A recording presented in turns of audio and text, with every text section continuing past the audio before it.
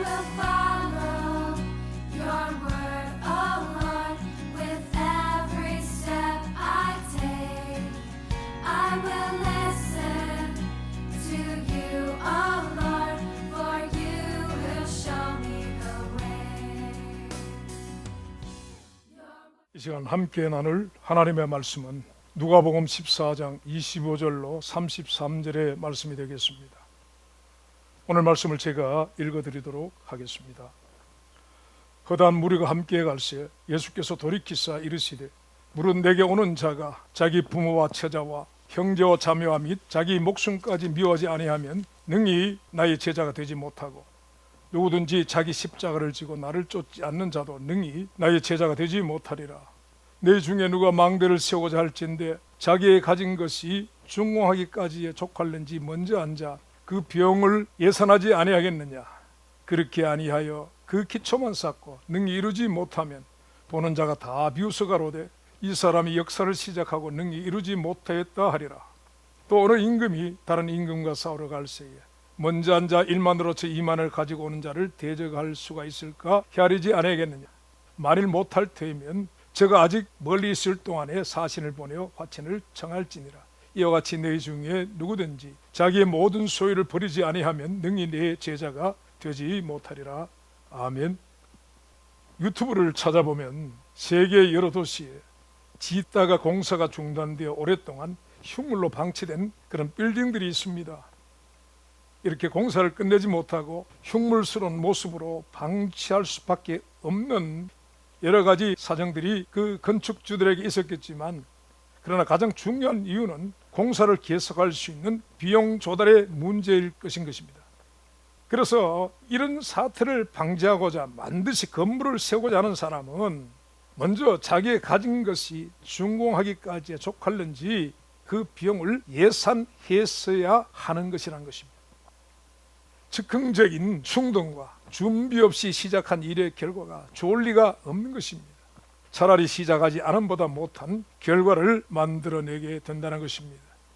근데 여러분, 이런 일이 비단 빌딩을 짓는 일뿐 아니라 오늘 그리스도를 향하여 가는 십자가의 도에도 동일하게 적용이 된다라고 하시는 것입니다. 오늘 말씀은 주님 곁으로 다가오는 허다한 무리들에게 주께서 이런 비용 계산의 원리를 말씀하고 계십니다. 그리스도를 따르는 것은 빌딩을 짓는 일처럼 완성이 될 때까지 그 비용을 지불해야 하는 일이라고 하시는 것입니다. 거기에다가 그리스도의 제자가 되기 위해 지불해야 하는 비용에 관한 목록은 참으로 파격적이고 충격적인 것입니다. 주님 말씀하십니다. 무릇 내게 오는 자가 자기 부모와 처자와 형제와 자매와 및 자기 목숨까지 미워하지 아니하면 능히 나의 제자가 되지 못하고 누구든지 자기 십자가를 지고 나를 쫓지 않는 자도 능히 나의 제자가 되지 못하리라. 이렇게 말씀하고 있습니다. 여러분, 그리스도를 따르고자 하는 자, 그리스도의 제자가 되고자 하는 자는 이런 비용을 지출할 것을 예산해야 한다라고 말씀하시는 것입니다. 그렇지 않으면요, 완공에 이르지 못하고 중단된 망루처럼 그렇게 될 것이라고 주님이 경고의 말씀을 하고 계시는 것이란 것입니다. 오늘 이 주님의 말씀은 가정의 행복을 인생 제일의 가치로 알고 있는 현대인들에게 그리스도를 따를 수 없게 만드는 큰 장애를 익히는 말씀이 되는 것이 분명합니다. 이 시대를 사는 이들 가운데서 과연 이 땅에서 가장 소중한 이러한 가치들을 비용으로 지불하고 그리스도를 따를 수 있는 사람이 있기는 할까요? 어떻게 생각하는지 모르겠습니다. 그리고 주님은 이 말씀을 그들이 어느 정도 믿음이 성장했을 때 하시면 좋았을 텐데 왜 굳이 믿어보겠다라고 주님께 나오는 초신자들에게 이런 충격적이고 부담스러운 말씀을 하시는 걸까요? 주님은 전도의 방법을 모르시는 것 같지 않습니까? 주님은 사형리를 모르고 계신 것 같습니다. 알고 계신다면 사형리 어디에 이런 말씀이 있는 것입니다. 그리고 현대인을 위한 전도지 어디에 이 말씀이 있는 것입니까? 주님은 도무지 교회의 부흥에 도움이 되지 않는 이런 말씀을 하고 계시는 것입니다. 여러분 기억해 보시기 바랍니다. 우리에게 예수를 믿으라고 전도했던 이들에게서 우리는 주님의 이와 같은 말씀을 들은 적이 있습니까?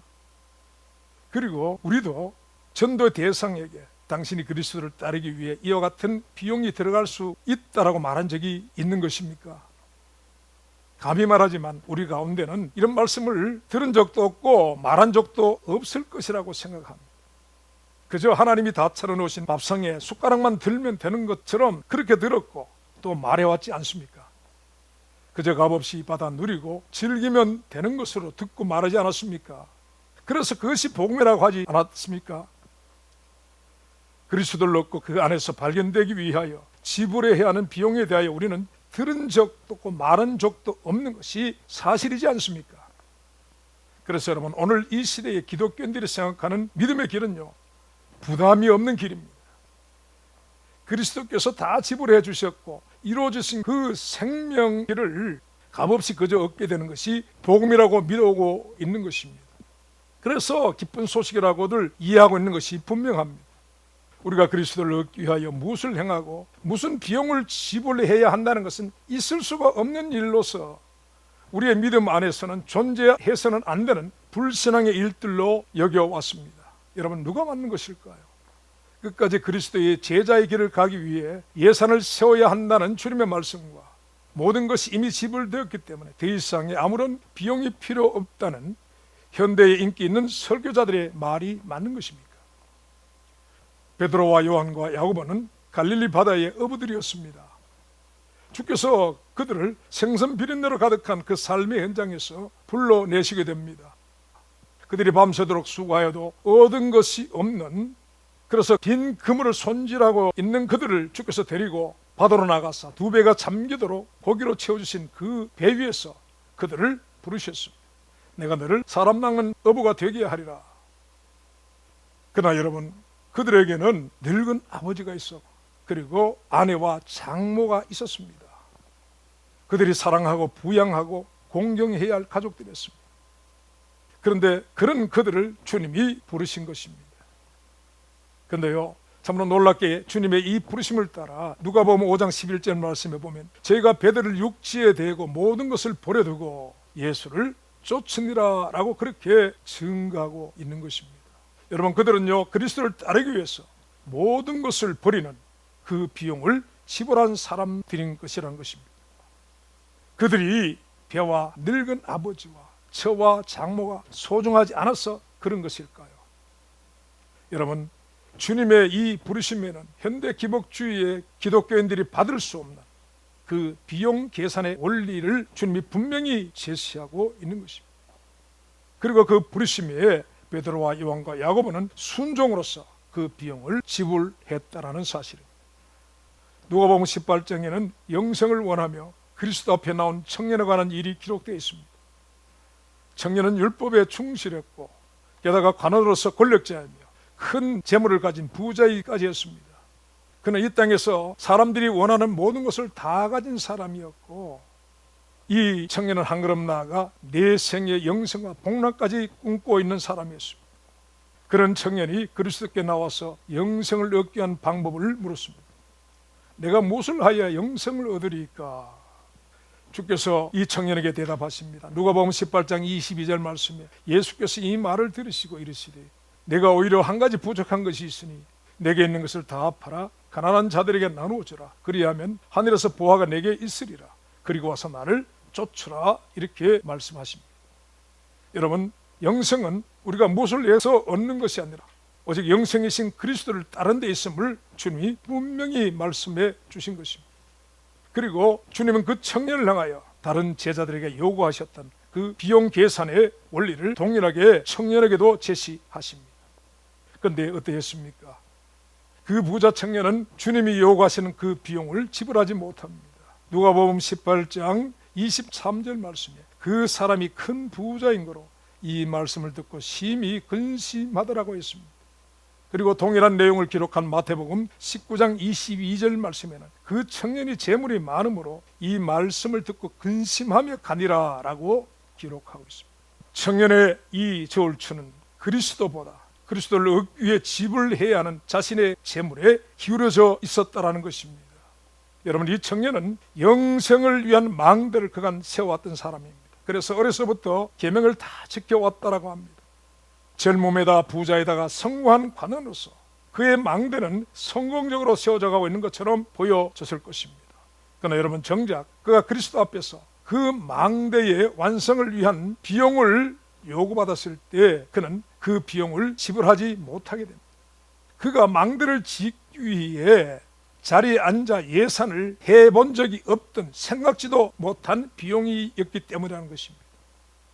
그래서 여러분, 영생을 위하여 지어져 가던 부자 청년의 망대는 비용을 지불하지 못해 공사가 중단된 채 흉물로 남겨지게 되어 오늘 성경을 읽는 저와 여러분들에게 경계거리로 남겨지게 되는 것입니다. 그렇다면 여러분, 주님을 따르기 위하여 모든 것을 버리는 그런 비용을 지불할 수 있었던 그리스도의 제자들과, 그러나 끝내 가진 소유를 다 나누어주는 그 비용 지불을 거절한 이 부자 청년의 다름이 어디서 오는 것이라고 생각하십니까? 마태복음 13장 44절로 46절 말씀에 보면은요, 밭 가운데 감추인 보화를 발견한 사람과 값진 진주를 만난 진주 장사의 비유의 말씀이 있습니다. 보화를 발견한 사람이 그 보화를 가질 수 있는 방법은 그 보화가 감추인 밭을 사는 것이었습니다.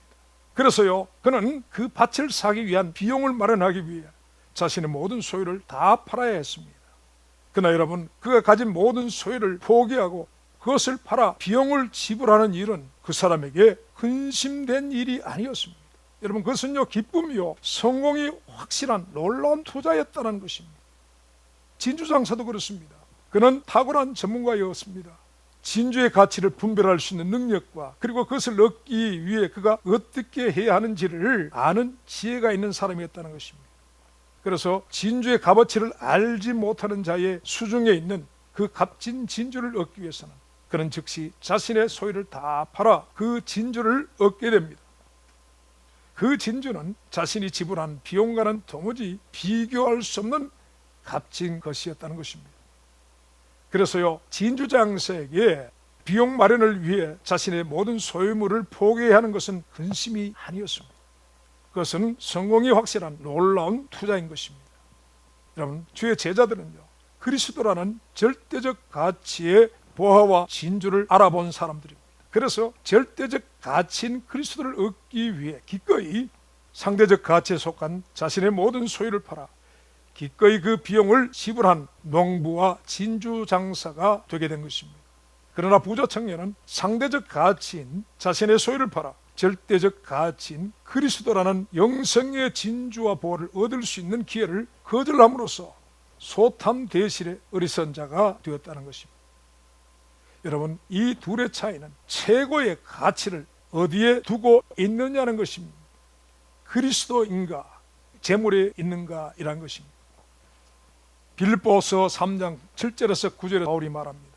그러나 무엇이든지 내게 유익하던 것을 내가 그리스도를 위하여 다 해로 여길 뿐더러 또한 모든 것을 해로 여김은 내 주 그리스도를 아는 지식이 가장 고상함을 인하며 내가 그를 위하여 모든 것을 배설물로 여김은 그리스도를 얻고 그리스도 안에서 발견되려 함이니라고 말하고 있습니다.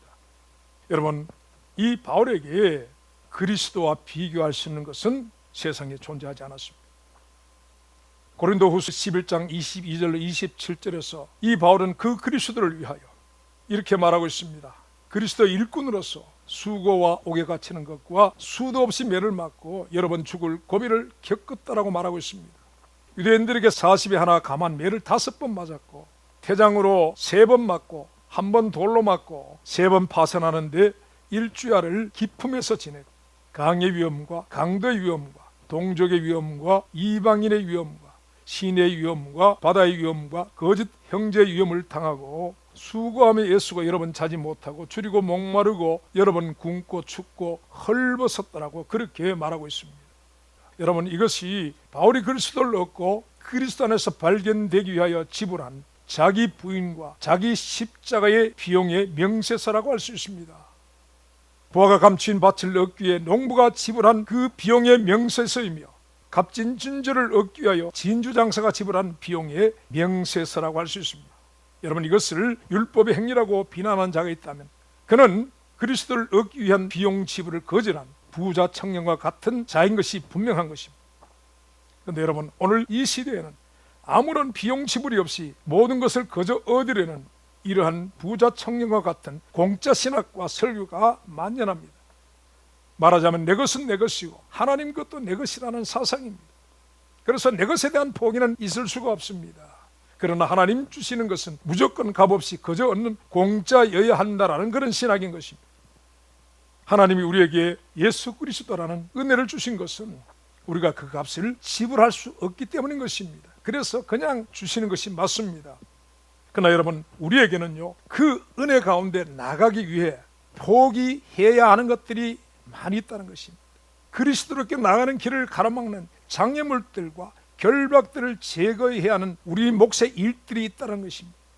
그것이 부자 청년의 큰 재물인 제자들의 늙은 아버지이든 처자이든 장모이든, 그리고 바울의 바리새인의 열심과 그 많은 학문이든, 그리스도를 얻고 그 안에서 발견되는 일에 거치는 모든 것을 포기하고 내려놓는 것을 그리스도를 얻기 위한 비용이라고 하는 것입니다. 여러분, 이것은 율법의 행위가 아닙니다. 이것은 그리스도를 얻기 위한 자기 부인이요, 자기 포기인 것입니다. 그래서 은혜로 부르심을 받고 기꺼이 자기 부인과 자기 십자가의 이 비용을 지불하고 그리스도를 따르는 자가 하나님의 은혜를 더욱 은혜되게 하는 자들인 것임을 믿으시기 바랍니다. 노아는 방주 건설을 위하여 부르심을 받았지만 비용이 부족하여 그 일이 결코 중간에 중단되지 않았습니다. 방주를 위하여 자신의 8 식구의 그 100년의 시간과 노력을 비용으로 지불하였기 때문이라는 것입니다. 아브라함은 부르심을 받을 때의 갈 바를 알지 못하였으나 본토와 친척과 아베의 집을 포기하고 떠나는 비용을 지불합니다. 그리고 모세는요, 하나님의 부르심에 응답하기 위해 바로의 공주의 아들이라 칭함받음을 거절했다라고 합니다. 하나님의 백성과 함께 고난받기 위해 애굽의 모든 행복과 기쁨을 포기했다라고 합니다. 그리고 그리스도를 위하여 받는 능력을 애굽의 모든 보화보다 더 귀한 재물로 여겼다라고 했습니다. 여러분, 이것은 모세가 그리스도를 얻고 그리스도 안에서 발견되기 위하여 지불한 그런 비용들이라는 것입니다. 성경은 이것을 믿음이라고 말씀합니다. 히브리서 11장 6절에는 이 믿음이 없이는 하나님을 기쁘시게 할 수 없다라고 말씀하고 계십니다. 여러분, 스스로에게 물어보시기 바랍니다. 그렇다면 우리의 믿음은 어떤 믿음인 것입니까? 제자입니까? 부자 청년인 것입니까? 우리는 그리스도를 얻기 위하여 믿음의 사람들이 지불했던 그런 비용을 지불할 수 있는 사람들인 것입니까? 아니면 그리스도에게 등을 돌릴 자인 것입니까? 우리의 신앙의 목적은 무엇이고 어디를 향하고 있는 것입니까? 여러분, 이것을 아는 것은 매우 중요합니다. 그래야만 괜한 헛수고와 쓸데없는 시간 낭비를 하지 않게 될 것이기 때문인 것입니다. 사람은 이익을 따라 움직이는 존재이며 또 목적을 쫓아가는 그런 존재들인 것입니다. 그런데 여러분, 이것은 그리스도인들의 세계에서도 동일합니다. 그렇다면 그리스도를 향하여 나를 움직이게 하는 것은 그분 때문에 얻게 될 이익인 것입니까? 아니면 그분 자체인 것입니까? 오늘 말씀에 그리스도를 따르겠다고 하는 허다한 무리가 있었습니다. 그리고 오늘에도 그런 사람들이 엄청나게 많습니다. 무리들 안에는 그리스도에게서 얻을 이익을 목적으로 하는 이들이 있고 또 그리스도 자체를 목적으로 하는 이들이 섞여 있습니다. 그런데 그런 그들을 분리시키는 말씀이 바로 오늘 이 비용 계산의 원리의 말씀인 것입니다. 물은 내게 오는 자가 자기 부모와 처자와 형제와 자매와 및 자기 목숨까지 미워하지 아니하면 능히 나의 제자가 되지 못하고 누구든지 자기 십자가를 지고 나를 쫓지 않는 자도 능히 나의 제자가 되지 못하리라. 여러분, 주님의 이 말씀 앞에 무리는 둘로 나누어지게 되는 것입니다. 한 무리는 비용 지불을 거절하고 그리스도를 떠났던 부자 청년의 길로, 그리고 한 무리는 모든 것을 버려두고 그리스도를 따르는 제자의 길로 나누어지게 될 것이라는 것입니다. 그렇다면 여러분, 여기서 나는 누구입니까? 나는 그리스도에게서 무엇을 얻고자 하는 자인 것입니까? 정말로 우리는 그리스도 자체를 얻기 위하여 그분을 따르고 있는 것입니까? 만약 그리스도 자체를 얻고자 목적하는 자는요, 그분을 따르기 위한 비용 지불에 망설이지 않을 것인 것입니다. 그 비용이 비록 자신의 목숨일지라도 말입니다. 그러나 여러분, 그리스도로부터 얻을 것을 바라고 따르는 자는 이 비용을 요구하시는 말씀을 받을 때 잠시 근심은 하겠지만 그러나 끝내는 그리스도에게서 등을 돌리게 될 것이라는 사실입니다. 여러분, 그리스도 앞에 나온 부자 청년이 얻고자 한 것은 그리스도가 아닙니다. 그는 애초에 그리스도께 관심이 없었습니다. 그가 바라는 것은 그리스도가 주실 것에 있었습니다. 주께서 주실 영생에 관심이 있는 것이지 그리스도 그분 자체가 아니었다는 것입니다.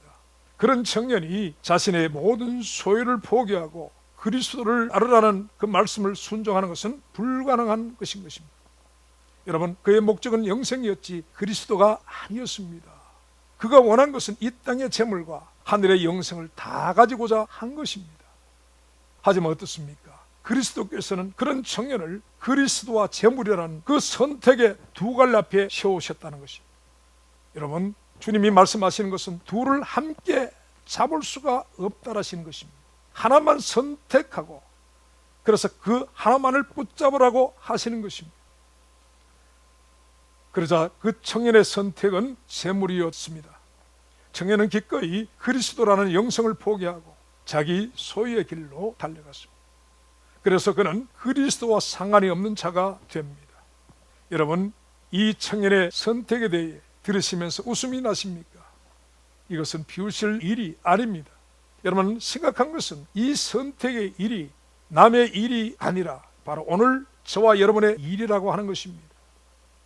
그리고 우리는 이 선택 앞에서 우리가 어떤 자인지를 알게 된다라고 하는 것입니다. 여러분, 오늘날의 기복주의는 어디서 나온 것일까요?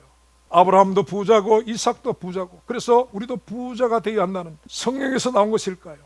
아닙니다. 여러분, 이것은 사람들의 탐심에서 나온 금송아지 만몬 숭배의 사상입니다. 여러분, 이 기복주의 신학 안에서 그리스도는 목적이 아닙니다. 그리스도는 오직 사람들의 탐심을 충족시키기 위한 수단과 방편에 불과하다는 것입니다. 그들에게 그리스도는 이 땅에서의 형통과 성공과 성취의 수단이며 또 하늘에 있는 복락으로 가는 통로에 지나지 않습니다. 그래서 그리스도는 그때까지 필요할 뿐인 것입니다. 그래서 만약 그리스도를 통하여 그 이익과 목적을 이루었다면 그 후에는 더 이상 그리스도가 필요치 않게 될 것이라는 것입니다. 그래서 여러분, 오늘날 문제 해결과 또 성공을 위하여 그리스도께 나왔다가 그래서 그 목적을 이루면 그리스도를 미련 없이 떠나간 사람들이 수도 없이 많습니다. 그리고 그것을 위하여 그리스도께 나왔다가 실패를 경험하면 화를 내고 떠나가는 사람도 많이 있다는 것입니다. 애초에 목적이 그리스도가 아니라 그리스도가 주실 성공, 그리스도가 주실 회복, 그리스도가 주실 해결의 목적이 있었기 때문이라는 것입니다. 여러분, 이런 자들이 그리스도로부터 얻을 것은 없습니다. 여러분, 이들은 그리스도 밖에 있는 자들로 그리스도와 상관이 없는 자들이라고 하는 것입니다. 그래서 여러분, 이런 자들은 괜한 헛수고로 교회 안에 모여 시간 낭비하지 말고 그리고 교회 안에서 문제와 잡음을 일으켜 세상 시끄럽게 하지 말고 차라리 부자 청년처럼 조용히 자신의 길을 가는 것이 현명할지 모릅니다. 그래서 가지고 있는 세상의 것으로 연락하던 부자처럼 세상이라도 열심히 누리고 즐기며 사는 것이 지혜로울 수가 있습니다. 괜히 양다리 걸치고 둘 다 쫓으려다가 둘 다 놓칠 수가 있다라는 것입니다. 여러분, 주께서 우리를 구원하시는 사랑은 아가페입니다. 아무런 가치가 없는 것을 위하여 절대적 가치를 버리신 사랑입니다. 그래서 여러분, 이 아가페는 이 세상에서는 존재하지 않는 사랑으로 오직 그리스도 안에서만 존재하는 하나님의 사랑이신 것입니다. 만물의 찌꺼기와 같은 인생들을 얻고자 만물의 창조주이시며 주관자이시며 운행자이신 하나님이 자신의 그 독생자인 그 그리스도의 생명을 그 생명을 속전으로 지불하여 구속하신 사랑인 것입니다. 그 하나님이 이제 만물의 찌꺼기 같은 인생들에게 영원 무궁한 그리스도의 생명을 사라고 말씀하고 계십니다. 아무런 가치와 의미를 부여할 수 없는 나의 소유, 나의 생명으로 하나님의 영광의 광채시여 그 본체 형상이신 그리스도와 바꾸라고 하시는 것입니다. 여러분, 과연 이런 거래가 이 세상에 존재할 수 있는 것일까요? 여러분, 없습니다. 단언코 말하지만 없습니다. 그리스도를 얻는 것은 하나님의 모든 것을 얻는 것입니다. 그리스도는 하나님의 모든 기업의 상속자이시며 후사이기 때문인 것입니다. 그래서 여러분, 이 말도 안 되는 거래는 오직 십자가에 독생자를 이어주신 하나님의 아가페 안에서만 가능한 거래라고 하는 것입니다. 하나님이 우리에게 밭속에 감추인 부활을 발견하도록 해주셨습니다. 우리 스스로 발견한 것이 아닙니다. 값진 진주를 만나게 해주셨습니다. 우리의 노력으로 만난 것이 아니었습니다. 왜입니까? 하나님이 우리에게 은혜로 주시고 싶으셨기 때문이란 것입니다. 그래서 우리로 하여금 가서 자신의 모든 소유를 팔아 그 보화와 진주를 바꾸라고 하시는 것입니다. 여러분, 이 보화가, 이 진주가 바로 예수 그리스도인 것입니다. 여러분, 이것이 하나님이 주시는 아가페예요. 그것을 발견한 우리가 그분께 지불하는 것은 에로스에 불과한 것이라는 것입니다. 여러분, 보다 나은 가치를 위해 보다 못한 가치를 버리는 것이 에로스인 것입니다. 하나님이 우리에게 이 말도 안 되는 거래를 하자고 하시는 것입니다. 에로스로 아가페와 바꿔 주시겠다고 우리를 부르시고 계시는 것입니다. 여러분, 이 은혜를 베풀어 주실 그것은 바로 하나님의 아들 예수 그리스도가 못 박혀 죽어 계신 십자가 앞에서인 것입니다. 그 십자가 앞에서 하나님은 십자가에 못 박혀 피 흘리신 독생자의 피로 그 눈을 가리고 계신 것입니다. 그 피로 가려진 눈으로 십자가 앞에 나온 불의한 우리들을 의롭게 보시겠다라고 합니다. 만물의 찌개 같은 우리를 독생자의 생명과 바꿀 수 있는 존귀한 존재로 보시겠다라고 하시는 것입니다.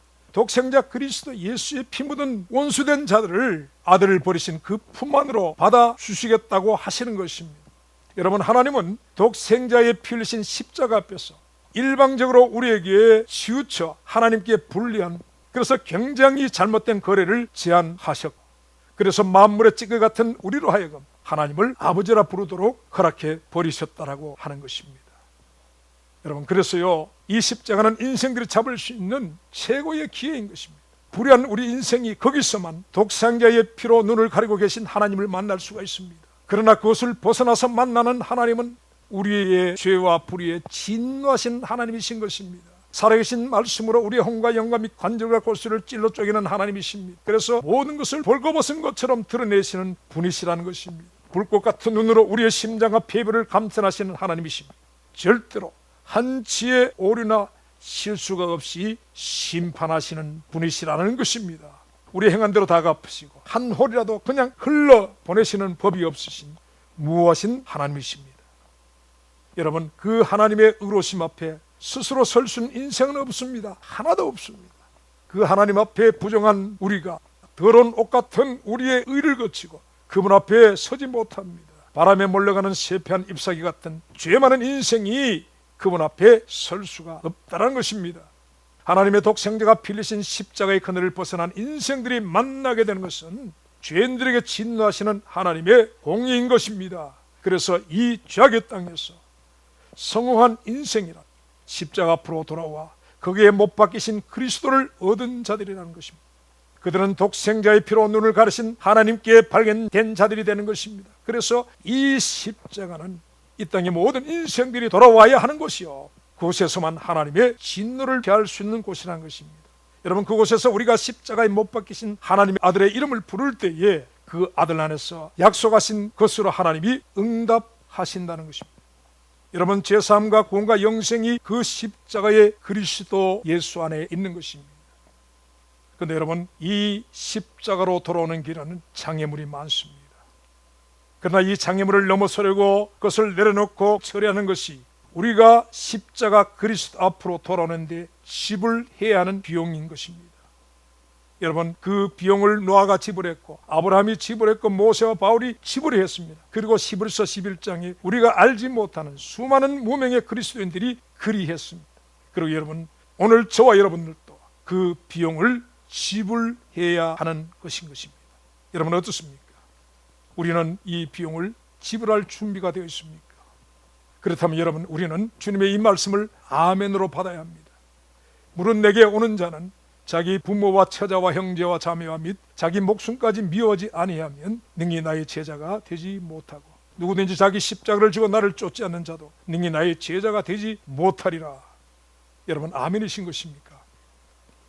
사랑하는 여러분, 부디 주님의 이 말씀이 철저히 자기를 위하여 예수를 이용하려 하는 이 시대에 기복주의의 이기적인 독선에서 우리를 깨어나게 해주시기를 간절히 바랍니다. 기도합니다. 주님, 주님의 조명하심이 우리에게 있기를 구합니다. 그 빛 가운데 우리의 믿음의 망대는 어떻게 지어가는지 보게 하옵소서. 그리고 지금 내가 선 곳이 부자 청년의 길인지 제자의 길인지를 알게 하여 주옵소서. 예수님의 이름으로 기도합나이다. 아멘. Your word is a lamp to guide